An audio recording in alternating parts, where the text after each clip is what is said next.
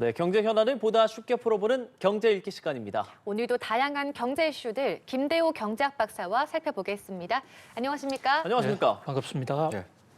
박사님이 되게 자주 해주시는 말, 주식 뜨겁게 오르고 있다 이런 얘기도 많이 해주셨는데 지금 연이틀 계속 하락하고 있습니다. 현재 상황 어떻게 보십니까? 좀 차갑게 보십니까? 요즘은 그야말로 네. 롤러코스터. 올랐다가 내렸다가 극단에서 극단으로 오고 가는 정말 변화무쌍한 장세다 이렇게 볼 수 있습니다. 오늘 장 초반 4,000포인트 무너지고 또 3,000, 9,000도 무너졌더랬어요. 네. 그러다가는 지금 한 10분 전에 또 올라서 상승 반전하다가 지금 보니까 또 하락세로 돌아서는 그야말로 한치 앞을 알 수 없는 롤러코스터 장세가 벌어지고 있는데요. 자, 이렇게 올랐다가 내렸다 하는 것은 크게 양대 세력이 동시에 혼재하기 때문으로 보여집니다. 양대 세력이라 하면 한쪽에서는 주가 더 오를 거야 라고 보면서 계속 가즈하는 이런 사람들이 일부 있고, 자, 이게 너무 오른 거 아닌가? 이러다가 거품이 붕괴될 거야. 지금 조심해야 돼. 일단 빠져보자라는 그런 매도 세력과 매수 세력이 팽팽하게 맞붙고 있었어요. 자그마한 소재, 뉴스가 하나 나오더라도 그것을 어떻게 해석하냐에 따라서 크게 올랐다가 크게 떨어지는 굉장히 요동치는 장세입니다. 이렇게 되게 된 데는 그 핵심이 이른바 인공지능이 거품이냐 아니냐. 지금 세계 경제 뜨겁게 달아오르고 있는 핵심 요인이 인공지능 쪽에서 투자도 잘 되고 돈도 많이 벌었기 때문에 네. 인공지능 관련 기업들 주가가 폭등한 그 효과가 제1번인데요. 이 인공지능 쪽에서 과열일 수도 있다라는 이런 얘기가 나오니까 과열 쪽의 신호가 나타나면 주가가 와르르 무너지고 아직 과열 아니야. 오히려 건전한 조정이야. 더 올라갈 거야. 이러면 주가가 올라가는 그야말로 변동성이 극치를 이루는 그런 무서운 장세다 이렇게 볼 수 있겠습니다. 그럼 투자하는 입장에서는 지금 가장 궁금한 게 이런 변동성이 과연 언제까지 갈 것이냐. 이 AI 거품론이 사라질 때까지 계속해서 이렇게 변동이 심할까요? 예, 이게 지금 신산업이 나올 때요. 가까이는 2000년 3월 달에 그 당시에 뉴욕 증시 나스닥이 바로 이런 오르다가 내리다가 공방전을 벌이다가 어느 날 갑자기 2000년 4월 14일 날 와르르 무너져서 약 한 두 달 만에 80% 주가가 시가총액이 사라진 적이 있습니다. 예. 그리고 그 당시에 나스닥 지수가 5048이었는데요. 이른바 닷컴 버블이라고 그러죠. 닷컴 버블 시절에 그 5048을 나스닥 지수를 회복하는데 걸린 시간은 10년입니다. 거의 3년 동안은 그 2000년도 시세를 회복하지 못하고 그 아래에서 저공 행진을 했거든요. 이런 어떤 과거의 아킬레스건이랄까요? 그런 공포가 있는 투자자들 입장에서는 혹시 지금의 AI 버블도 1900년대와 2000년대 초에 크게 올랐다가 크게 떨어진 닷컴 버블의 재판이 되지 않는가 이런 지금 우려가 많이 있거든요. 그런데 이것은 자 부채도사처럼 닷컴 버블 터진다, AI 버블 안 터진다 이렇게 해가지고 추첨을 해서 알 수는 없는 거예요. 네. 그러면 어떻게 확인할 수 있느냐? 100% 예측은 불가능하다 하더라도 경제 지표를 보면 그 안에 과연 거품이냐 아니냐 또는 터진다면 지금이냐 내년이냐 내후년이냐 이런 것을 어느 정도 알 수 있는 단서가 있거든요. 그게 예를 들어서 주가 밸류에이션 지표라고 그러는 PER 지표. 현재 주가가 기업 실적에 비해서 얼마나 높으냐 낮으냐. 또 기업들이 자본 지출을 쓸데없는 곳에 많이 하고 있느냐 안 하느냐. 기업이 투자한 만큼 이익이 나느냐 안 나느냐. 이런 한 10가지 지표가 있습니다. 이런데 어떤 과학적 분석으로 접근을 해야지. 다른 사람 말 한마디 믿고요. 지나가는 그 동네 멍멍이가 버블 꺼질 거야. 이런다고 해서 주식을 팔면은 오히려 주가가 금세 올라버리고 또 반대로 아니야 앞으로 더 오를 거야라는 지나가는 부채도사 얘기 듣고 주식을 샀다가는 또 떨어질 수도 있거든요. 네. 이럴 때일수록 과학적인 투자, 그러니까 정말로 가치 분석론 입장에 접근을 해야 되고 이 움직이는 뉴스의 그 진위, 그 논리성 여부를 잘 따지는 이런 지혜와 노력이 필요하다고 할 수 있겠습니다. 그래서 뉴욕 증시뿐 아니라 전 세계 시선이 집중되는 것이 엔비디아 실적 발표이기도 합니다. 이 발표 어떻게 나오느냐에 따라서 뭐 7%가 왔다 갔다 할 수도 있다 이런 보도까지 나옵니다. 어떻게 보십니까? 예, 지금으로부터 그러니까 25년 전 닷컴 버블 때요. 1995년부터 2000년까지 6년 동안 주가가 오르다가 2000년 4월 14일 날 무너졌다고 말씀을 드렸는데 그때 무너질 때 신호탄이 시스코라는 회사가 갑자기 쓰러졌거든요. 그때 시가총액 1위 기업이 시스코라는 회사입니다. 이 인터넷 시대에 인터넷을 연결하는 네트워크 장비 파는 회사거든요. 그 회사가 무려 7년 동안 시가총액 1년 세계 1등이었습니다. 자, 오늘날 닷컴 버블이 아니라 인공지능 AI 버블 시대에 지금 시가총액 1위 기업이 엔비디아입니다. 그렇죠. 그러니까 25년 전하고 상황은 많이 바뀌었지만 그때 대장주 시스코, 지금 대장주 엔비디아 똑같은데 지금 버블이냐 아니냐 이런 공방전이 아주 치열한 상태에서 내일 새벽 6시에 발표될 한국 시간입니다. 예. 엔비디아 이것은 현재 바로 인공지능의 1등주고 뉴욕 증시 시가총액 1위, 세계 1위 기업이란 말이죠. 이 기업의 실적이 어떻게 나오느냐를 보면 인공지능 아직도 거품 아니구만 또는 거품이구만 서로 거품이라 하더라도 지금 터질 정도는 아니구만 이것은 충분히 수습 보완해 갈 수 있겠구만 이런 세 가지 중에 하나의 판단을 할 수 있는 지표거든요. 그런 면에서 지금 전 세계가 잠 못 자고 엔비디아의 실적 발표만 지켜보고 있는데요. 다만 이 실적 발표는 나타난 과거 지표도 물론 중요합니다만 그것은 이미 어느 정도 예견이 된 전문가들 입장에서는 어느 정도 예측 가능합니다.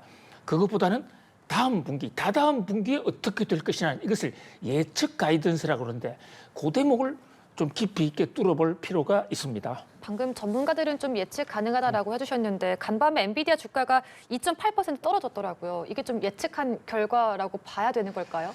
예, 엔비디아 주가 최근 몇 년간, 최근 수년간 가장 많이 올랐죠. 올해 들어서는 조금 부진하고 최근 들어서 좀 흔들리고 있는데요.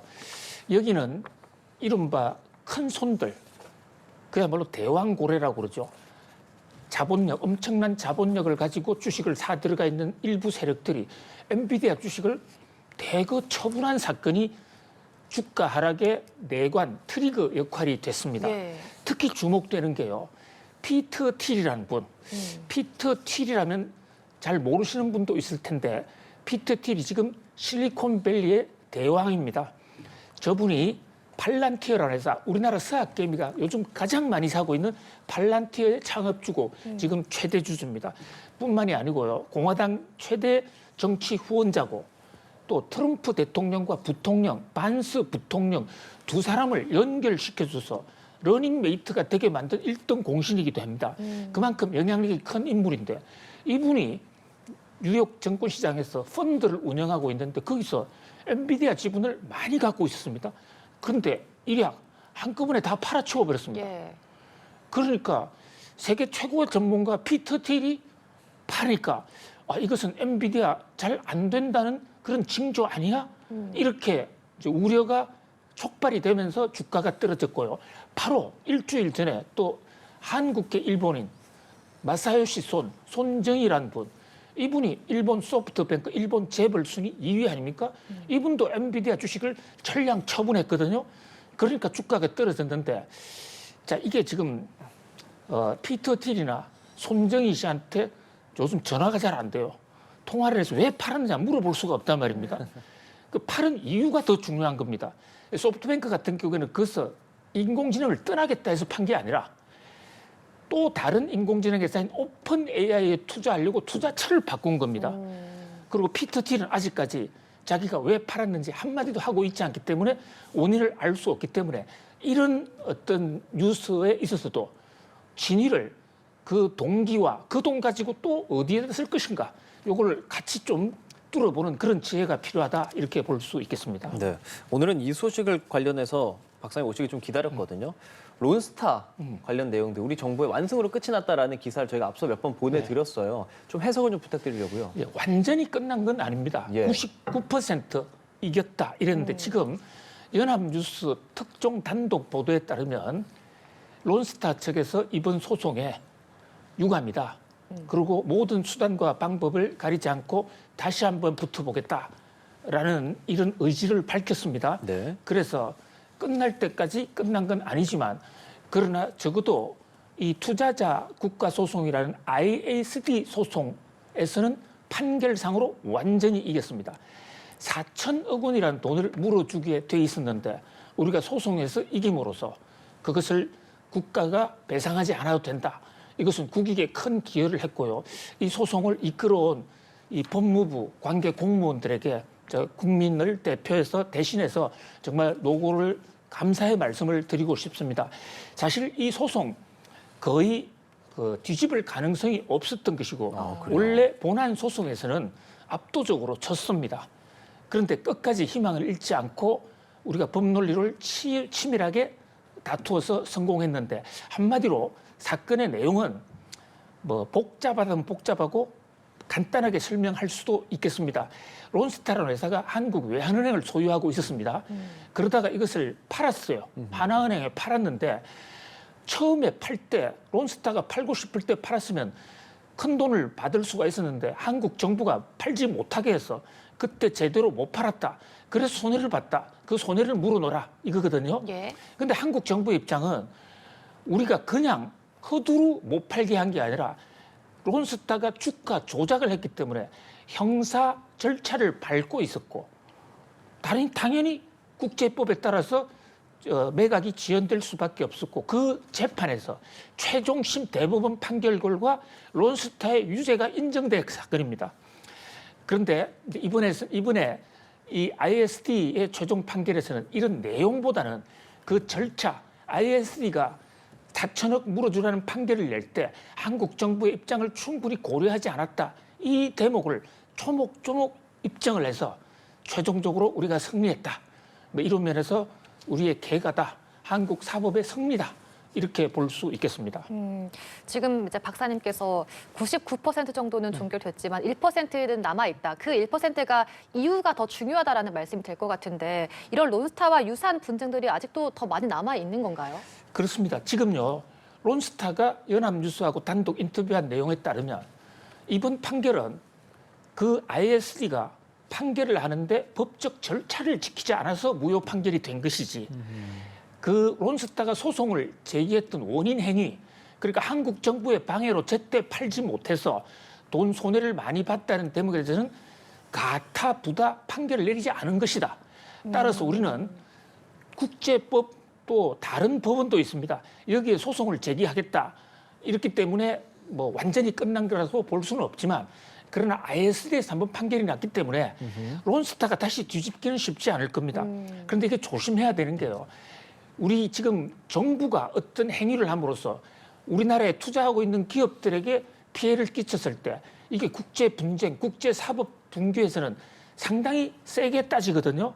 그래서 정부의 행정 행위를 할 때는 네. 좀 더 조심해야 된다는 걸 보여주는데 지금 이 그 론스타처럼 걸려 있는 사건이 지금도 6건이 더 있습니다. 그렇죠. 저게 한 건마다 수천억, 수조 원이거든요.